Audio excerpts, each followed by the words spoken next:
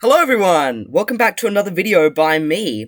In this video, it's going to be a little bit different in that it's not actually a Minecraft gaming video, but more accurately a tutorial on how to create 3D Minecraft thumbnails, as I've done in the past. That said, let's get into it. So the program I'm using is Blender 2.81.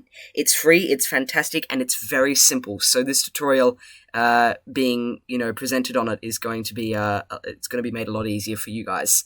So I would highly recommend it. So let's get in. The first thing that you want to do is you want to get rid of the default cube. We won't be using it today. So you want to load up a default, a general file in Blender. It's the first one that comes up. You want to get rid of the default cube in the middle. Next thing you want to do is you want to click this append button. So you will have this stored differently, but once you download the Steve rig that I will link in the description below, wherever you've saved it onto your computer, that's where you need to go. So for me, I've got it in my Blender stuff, models, Minecraft, and cycles_Minecraft_rig. That is the thing you want to open. So wherever you have that stored, open that. So when you open it, you're going to get these few files. The one that you want to click on is Minecraft_simple_rig.blend. You want to click on that and you'll come to this. So basically, this is the collection of different things that build up the Steve model and how you're going to be animating it, or if you want to animate it, or posing it, or anything. So really simple. All you have to do is click Collection and Character. All right, so we've got it loaded up. Let's just press the G and the Z key, and then we'll move our mouse down just so it's on the correct axis. Now, you'll see that it actually doesn't have any textures. That's because we are not actually viewing them. So if you either viewport render or viewport shading, they don't really matter. This one I like to go for as it doesn't lag as much. So now we have Steve. Now, this is going to be very important for the future. You want to make sure that this is deleted, because if you rendered that, if you rendered that in, so I'll just show you what it looks like. Go into render, go into, oops, there we go, render image. You can't see it, but it creates a big black pink, well actually it's more pink square around the player. So you want to get rid of that because we're not using it today. Another helpful thing to do before we get started is to make sure you press this button, it's called the scene button, go into film, and press transparent. That'll make it so that the background renders as nothing when we actually render this. So, now that we've actually, got the rig in and got the background transparent, you want to go over to the character, press on this version, and we just want to click on the outskirts of the character, so not the armature. That's what's automatically selected. We don't want that selected. We want the character selected. The next thing you want to do is you'll see that the skin is Steve, and you might not want this. You might want your own skin or a friend's skin to put in your thumbnails, just for a little bit more diversity, and it just looks a lot better in my opinion. So that's really easy to make. Do make sure that you have the skin that you want to give it on your computer, otherwise you can't do this. So just go to Skin Stealer, type in your name, download your skin, put it somewhere on your desktop. I've already done this, so the thing you want to do is you want to press Unpack Item, write File to Current Directory, and it'll say Error, but that's completely normal. Then it'll come up with this little button here. You want to press on that. And then, again, you just want to go into wherever you have it saved. For me, it is Blender Stuff, Models, Minecraft, and I've got my skin here.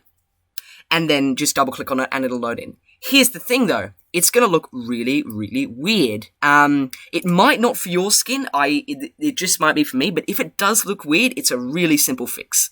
All you have to do is go over to UV Maps, click on this, and click this little camera icon, and it will fix. It's so simple. Now, you've actually got it in your scene. So you've got your skin, you've got your character. Next thing you want to do, this is the fun part, is you want to pose it. So in order to do that, just make sure you have the armature selected like we had before. Press this button, and I like to press the transform, use the transform tool, because it does give you a lot of easy, easy control over the bones. So what you want to do is, depending on what you want to pose in your skin, let's just center that by pressing the point delete key, and then we'll just make sure that we have that zoomed in. depending on what you want to mess with, or like change the bone, depending on what you want to pose, this will be different for you. For me, it's the arm. Let's just use the arm in this situation. All right, so as you can see, me rotating the bone, you can do this by clicking on the transform button, going across the green thing and scrolling, or not scrolling, but moving your mouse. It is now rotating that arm. So this is how you pose. So let's say that I want my my little character here to be, putting up his muscles, really strong and all that. So you would wanna get this bone. It's grey bone, which means it has the whole arm selected. And you want to move it to around about here. Let's do that. And then we will just take the green bone and move it up a little. So now you can see it's starting to look a little bit better.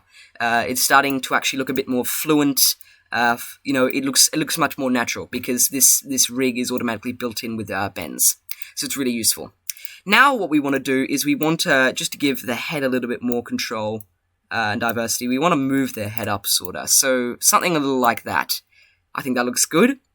Just to make it a little bit more natural, we'll also move this here. And why not that there? And then let's just move his leg a little bit as well. Great. And the next thing you want to do is, in order to render this, you need to make sure that your camera is in a good position, because otherwise otherwise it's not going to look great. So make sure you click this again to get off posing your armature. Press the camera or press it on here, and depending on where you want to actually want this camera to be shown. Oops-a-daisy, what's happened there? Depending on where you want your camera to actually be shown, you want to look where it is, where you want it to show. We want to press Alt, Control, 0. Now the camera will then teleport to where you were looking and rotate itself so it is exactly where you are. So now we've got perfect center on my character. If you are on Mac, I believe the keybind is actually Alt Command 0. So if that's, just make sure that you correct that if you are on a Mac. So if we go into render image now, you'll see that I can't be seen. There's no lighting on me. So that's because we need to move this light. So we'll just move it a little bit in front of me. Now the lighting will vary depending on the background that you use. But how does that look? Let's go into render image. That looks much better. Much, much, much better. So there you go. You have your rig. You've got it posed. You've got it textured. All that. You got the camera in the correct place, and it looks great.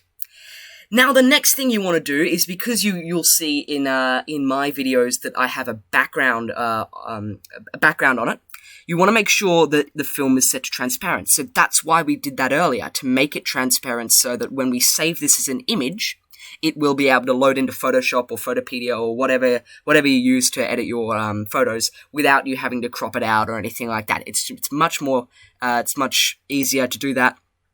And yeah, so in order to save this as an image, you want to go, I'll reiterate it to you. You want to go render image, or the keybind is F12. You want to go image, and you want to go save. Now, I have a specific folder where I save these, so images of a Blender project, Blender projects, can't speak. And let's just call this tutorial Joe. Great. Now that's saved. So now, and we'll just save the project as well, tutorial Joe. So now that that's saved, now that everything is in order, we are going to be moving over to Photoshop. So if you're a little bit uncomfortable with that kind of thing, this tutorial is going to be really helpful. Let's go over there now. Alright, so after loading into Photoshop or whatever program you use, for me it's Photoshop, so it may be better to use Photoshop just along this tutorial. For me it's Photoshop. You want to make sure that you have the resolution of 1280 width by 720 height. That is in pixels, by the way. That is the size of the resolution of the canvas that is in my opinion best for a YouTube thumbnail. So if you want to make Minecraft YouTube videos and set a 3D model as your thumbnail, or make a 3D thumbnail, you make sure that you use 1280, so 1280 width by 720 height. Then just press create. It'll take a second to load. And now that we're in, it's the easiest way to get this is to go into your, wherever you have it saved. So for me, it's Blender stuff, images of Blender projects. And here it is. So here is the tutorial Joe we just made. As you can see, white background because it's transparent. Now, what you want to do is you want to move this over here and you want to drag it in. And here it is. So you've got your tutorial Joe in Photoshop, but the problem is we don't have a background for it. It's just a white background. Doesn't look nice. So what you want to do is you want to head over to Google. Want to search up, let's just search up any Minecraft background. Alright, well, what could be a good one for our case? We'll do something simple, maybe.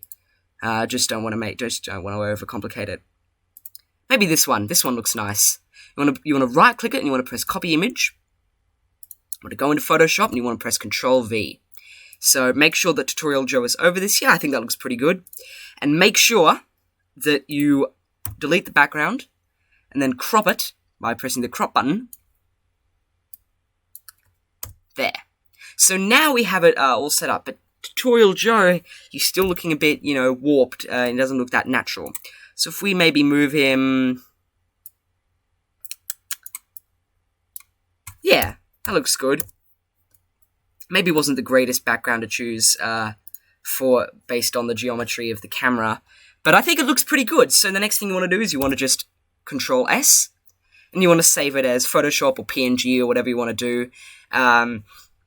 So because you want to use it in your YouTube thumbnail, you will want to save it as PNG, and you'll say tutorial and save.